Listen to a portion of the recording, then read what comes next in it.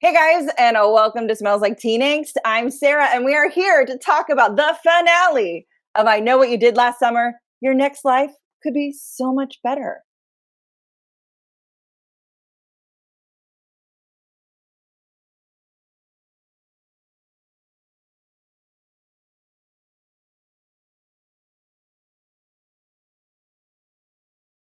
Yay! And as always, I have my partners in crime. Jordan, say hi and tell us about Blackness and Dragons. I'm Jordan. That's me. You can find me there sometimes on the internet, sometimes not. And also, I host a really awesome tabletop role-playing game every Tuesday night with Keiki. And when you watch this video, we should be back on air on Tuesday nights at 7:30 p.m. on QueueTimes. Whoop whoop! Woo! And I'm Keiki. Hello, guys. I'm always here. I'm putting up the QueueTimes, twitch.tv. And what's the theme this time, Keiki? Oh, I think we're going to the Wild Wild West, y'all. I love it.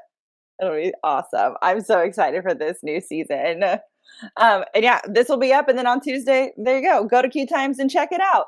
But let's start this discussion of why we're really here. The finale of I Know What You Did Last Summer is here. And I do think it paid off. I was like, how was I trying to say that? I don't know. Did you guys like it? And then we'll dive into like actual details. No, I liked it. I was definitely surprised, but I liked it. Yeah, I was surprised too, Keiki. I was surprised. But you know what? I'm also right in my own way. So I'll take it. So to start the episode, because we like to go in chronological order, we got some flashbacks in a dream, and you just see Allison driving, being happy-go-lucky in the car, and then driving towards Lennon and like hitting her on purpose. And she wakes up, and we're like, whoa, what's the truth? What's happening? And to skip ahead to the next flashback, driving ahead to hit Lennon was the truth. There was a bigger fight. She told her she wished she was dead. So did Lennon run towards the car and Allison hit the pedal? I think that's what happened. That is exactly what happened. But it was very ambiguous, and I don't know what I think is the truth. Okay. So you're like, I don't know. Someone died and someone killed someone, accident or not, they're dead. Yeah. So here's the thing. I am going to choose to believe that it was real. I know that there might be circumstantial evidence that makes it seem as if it is not, but I'm going off of what they've given me all season. What are you talking about?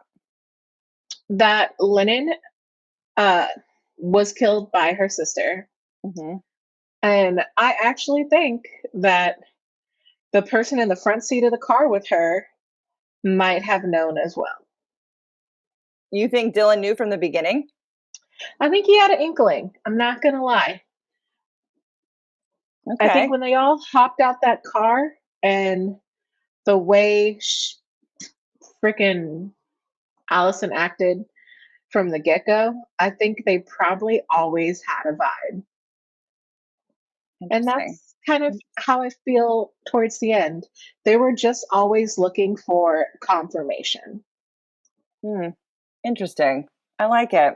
Definitely for later, for sure. But the mom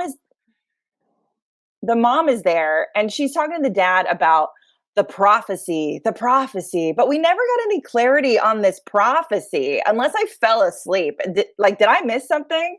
No, so that's my only complaint about this show is that they spent a lot of time talking about this cult and like building the cult up and blah, blah, blah. And their mom was part of it and their dad was part of it and Clara was there and you were there and Toto was there. And like, we don't know a goddamn thing about this cult. And that's my one complaint. Like we definitely had moments where there were filler moments in each episode. We had like a whole episode, like I think it was like episode 5 that felt like that whole episode didn't really matter.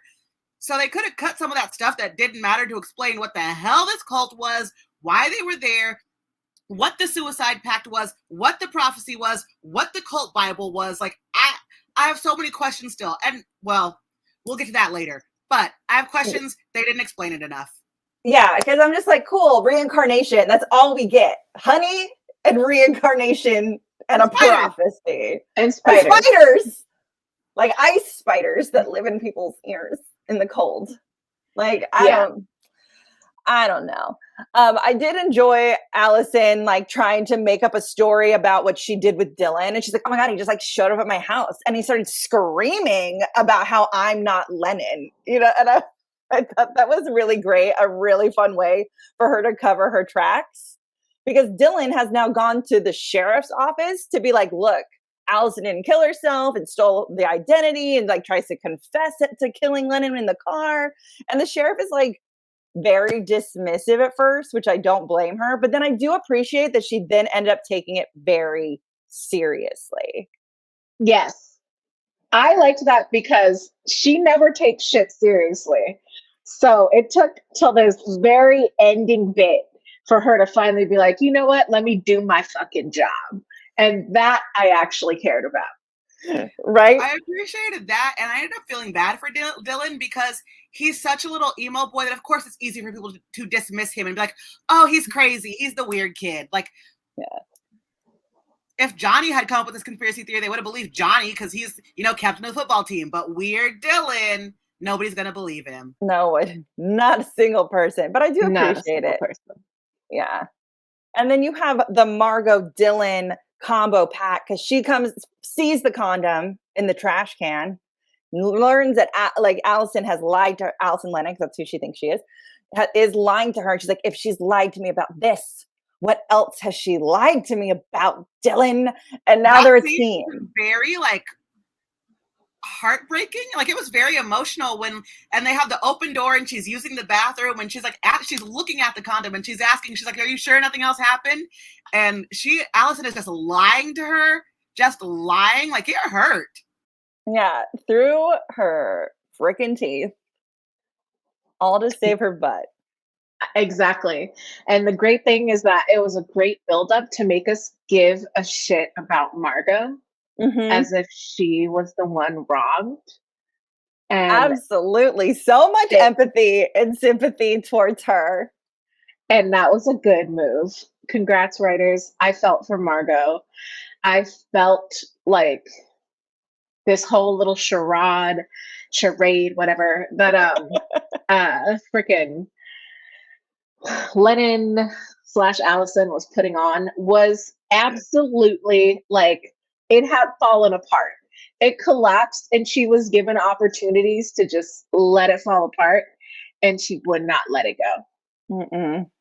She's like, no, I can't because they're all still worried about going to jail.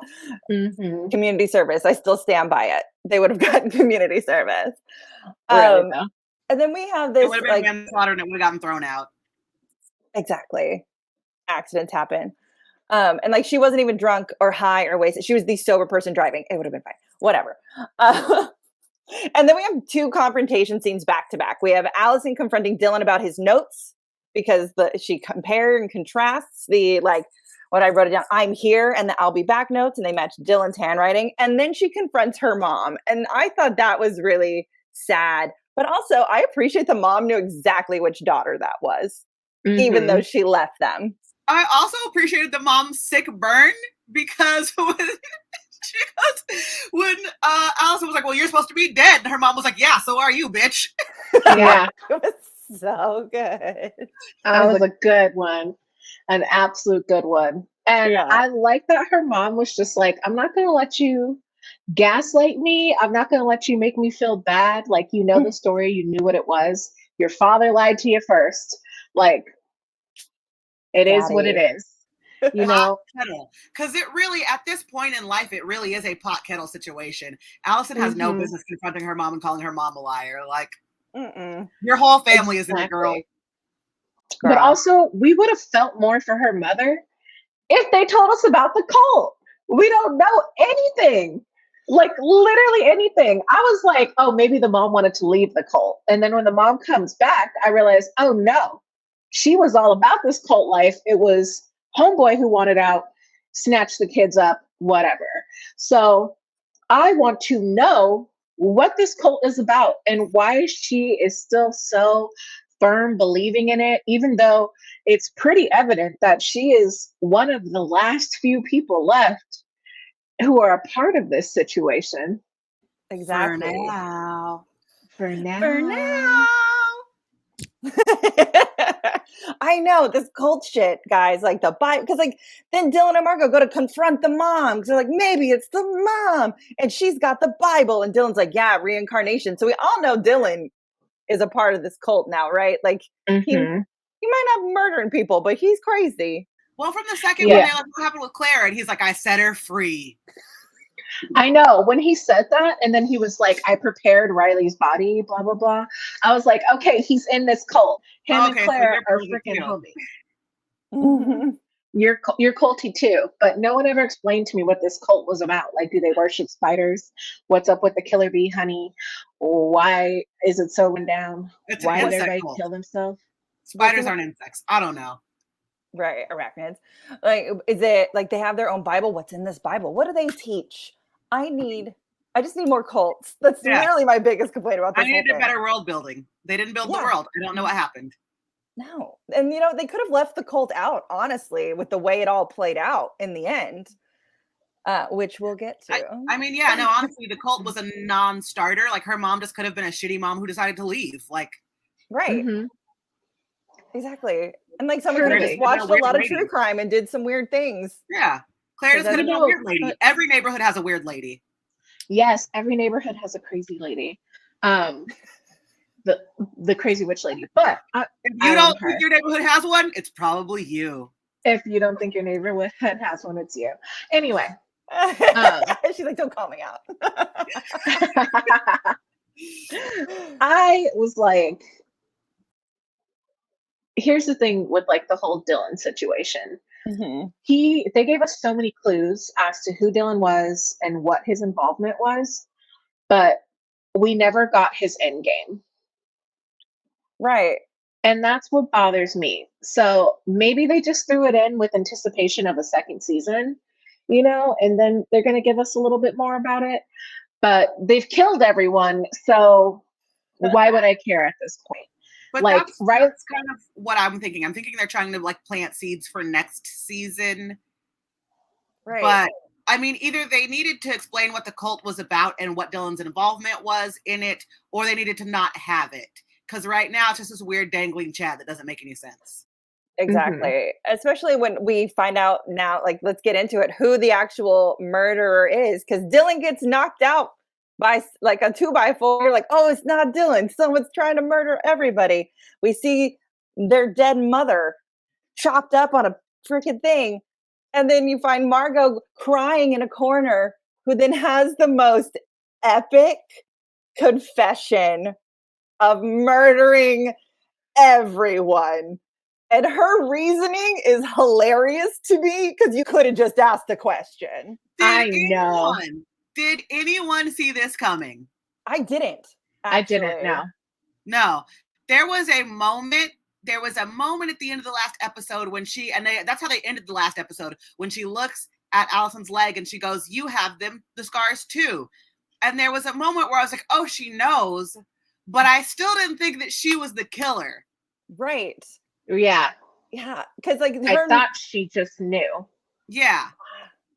I don't know. Yeah, like the scar thing at the end of last episode, we talked about it. You weren't here last week, and we were like, "What did she say?" Because it was like so like mumble jumbled too. Like, you have them too, or you have more. I couldn't quite understand her, but her like recognizing the scars, I was like, "Oh man, that's a big moment for some reason." And thank you for pointing that out again, Jordan, because that was it. That was the moment. That was the ding to Margot. That was the red herring. That was what we all should have been looking for. And even when I saw it, I knew it was important, and I knew that she knew it was the wrong twin, but I still didn't have her pegged as the killer. No. I didn't. With her bodyguard helping her too? Like, I know. Like, the funny thing is we called out Margot and her privilege in like the first episode, and like we were talking about the different class disparities and blah, blah, blah. And we kind of thought they were going to explore that more. And I wish they had explored that more up until this episode. Because I'm like, well, you have this huge class disparity between Margot and Riley and blah, blah, blah, and this, that, and the other. And to me, it seemed like it didn't come into play at all until this last episode. And I'm dying on the hill that that's how it comes into play. The only reason Margot was able to get away with all of this is because of her extreme privilege. Mm-hmm. Absolutely. Absolutely. Oh, Keiki, you look like you had something to say. No, it's nothing like a big deal. I think it does further confirm that my suspicion that Margot did know, but the way she was getting a relationship that she never had with Lennon out of Allison, she was fine with it. And that's what I think it was. But like, we talked about this at the episode when they kissed at the funeral, when we were like, does she know? And if she does know, she doesn't care. Right. She doesn't care. She just wants that relationship. But she cared enough to kill people in hopes that Allison would confess. Like that was she wanted justice for Lennon because she loved Lennon. She loved Lennon.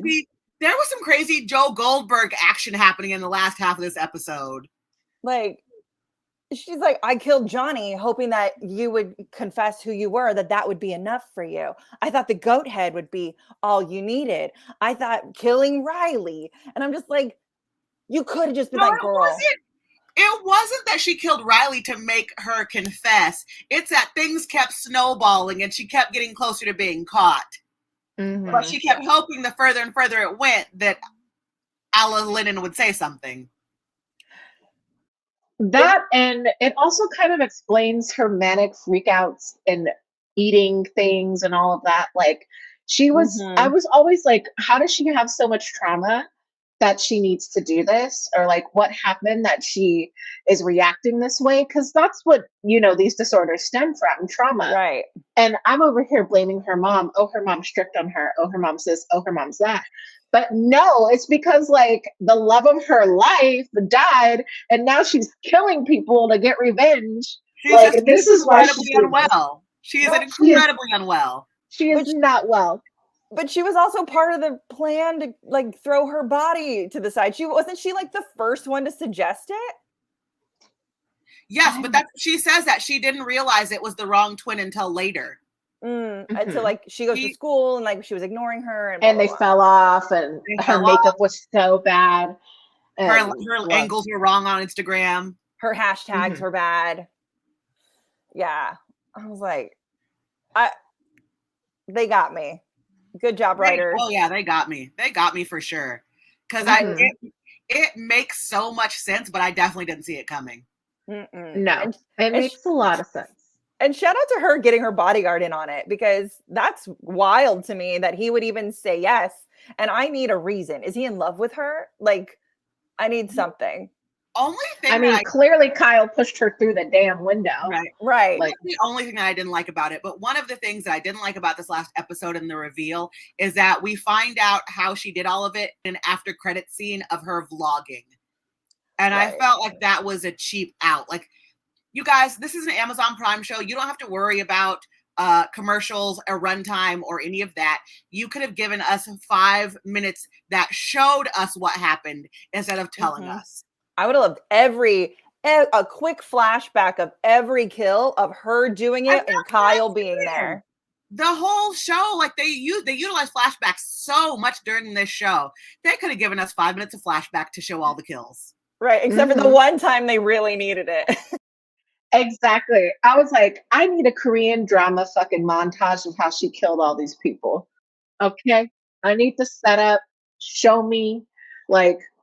And that's how we could have gotten our big bad that we didn't have this entire like show, right? We kind of had a hoodie, we had a truck, but we never had the man in the hook, you know?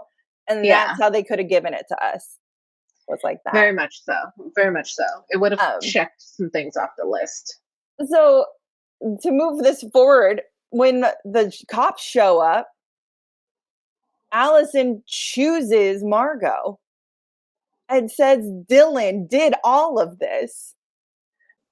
So and that for me that's when I was like, we are in Joe Goldberg territory right now, because they are clearly both incredibly unwell and calling it love. Here's the thing though. I see it as Allison held on to Lennon's identity through all of this shit. She was given so many opportunities, and her being honest would have ended what she was working so hard to preserve the entire time. She wanted to be Lennon. At the end of the day, all costs necessary, like, she didn't care. Lennon was the end game. And if poor little Dylan, who actually doesn't love her, has to freaking go down in flames for it, fine. Also, I think of the fact that Margot is the super wealthy friend. If she was put in jail, how long do you actually think she would stay there? How long do you think it would take for her to get both Dylan and frickin' Allison like knocked off so quickly? She made the smart choice. She made the safe choice. And the other, I mean, to your point, is that if she had told the truth about it being Margot, then all the other truths would have had to come out too. Yeah. And she wasn't ready for that. She wasn't ready to walk back this year worth of lying, you know? So it makes sense. And, you know, to Allison's credit, she does straight up say that, like, on that night, Margot showed up for her in a way that no one in her whole life had.